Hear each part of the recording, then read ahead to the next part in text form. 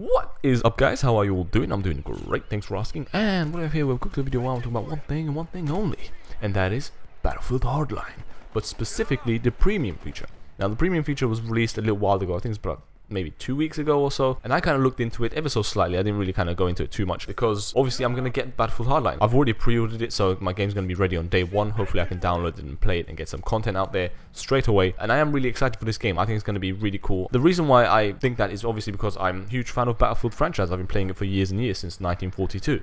Obviously the game, not the year. I think Battlefield 4 was a huge flop. I think Battlefield Hardline could revitalize and rejuvenate the kind of lost energy and kind of the motivation people had to play the game in terms of the Battlefield franchise, because Battlefield 4 was so bad it pushed people away. Hopefully Battlefield Hardline could bring those people back, including me. More so than that, I love the police and bad guys, kind of like the cops and robbers theme. I mean, I played games like SWAT 4. I've literally put in about like 200 hours in SWAT 4, and that's ridiculous because it's not a very long game. It's kind of a short campaign. There's only so many different things you can do. But yeah, I've played many hours of that game, and it's one of my favorite games of all time. So I was really looking forward to a kind of SWAT based police action shooter. Now, it happened in the Battlefield franchise, going to be a series within the Battlefield franchise, which again made me even more excited for it because I am a Battlefield player. So I think it's going to be a very good combination, and we played the alpha and the beta, or the open beta and closed beta and whatnot, and all of that went kind of smoothly. Obviously hiccups here and there, which is understandable, but the main conversation topic that I want to talk about is premium.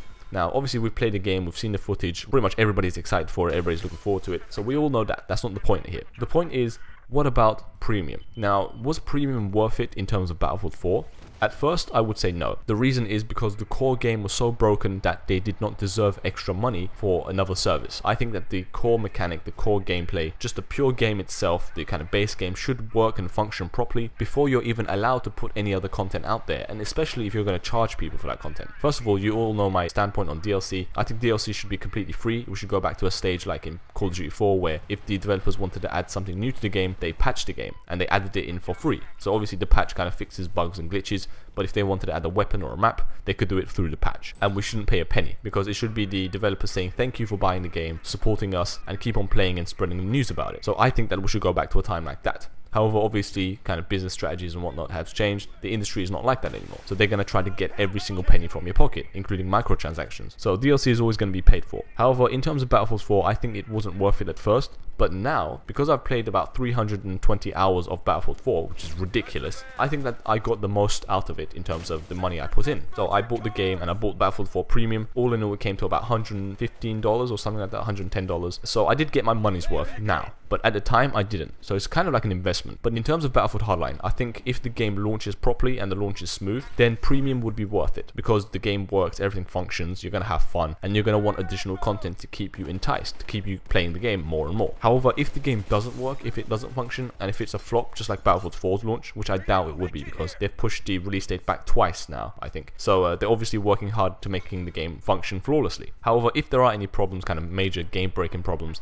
then my suggestion is don't pay them any more money. Obviously, you've already made a mistake of buying the game, such as me, but don't give them any more money in terms of buying DLC or premium or any sort of microtransactions. Personally, for anybody who doesn't make videos and make content, I would say wait for the reviews, wait for the gameplay, wait for the articles, just about a week or so, and then make up your mind about buying the game, because it's not going anywhere. You can still buy it, you can still purchase it. Obviously, if you're somebody who wants a special edition or collector's edition, you're going to have to pre-order that and get it straight away because they have limited stock. But if you're just going to buy the standard game, you could wait a few days. You can afford to wait. You're not going to lose out because, like I said, the game's not going anywhere. It's going to be around forever. So you can get your hands on that later on. And at the very least, you won't regret making a purchase, because Battlefield 4, it was so bad, and I've played it for maybe about 4, 5, maybe 6 months out of the year and a half it's been out for. I kind of regretted buying it. Obviously, now I've put in so many hours that I got my investment back, and it's been worthwhile. But at the time, I really regretted. I really thought, oh shit, I've made a mistake here.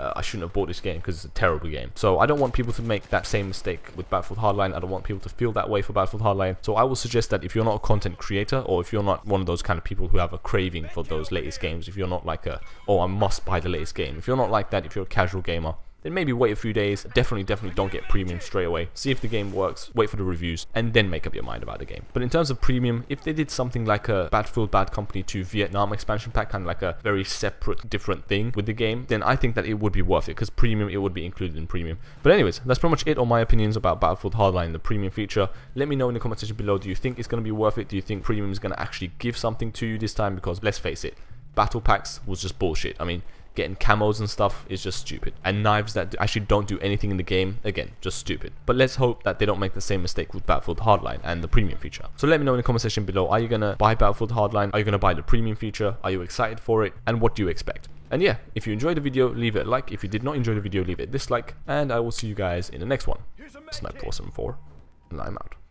I'll see you on the battlefield.